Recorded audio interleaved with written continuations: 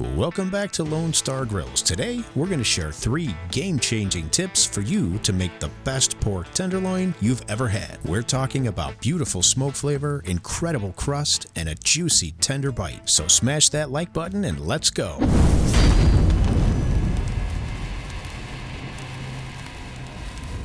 We have here 2 pork tenderloins that weigh about 1 pound each. We need to start by doing a little cleanup to prepare them for the cook. So go ahead and trim off all the hard fats and as much of that silver skin as you possibly can with minimal waste. Now that they're trimmed and clean, we're ready for tip number 1, the dry brine. Dry brining provides deeper flavor, much better exterior texture, and an overall much more tender and juicy result. Since we have 2 tenderloins, we're going to be doing one with our LSG Texas Bold and the other with our south of the border. Or you can just use your favorite BBQ Rub. Be sure to coat these on all sides generously. Use a warming rack and tray and get them into the refrigerator uncovered for a minimum of 2 hours up to overnight. The longer you go, the better. Tip number 2 is not to overcook. Otherwise, it'll be dry. If you want it to be juicy, you've got to achieve the right final finishing temperature. We're going to use the reverse sear method today. Let us show you exactly how to do this. For this cook, we'll be using our Lone Star Grillz pellet smoker, the cooker that offers offset quality results with the convenience of a pellet smoker.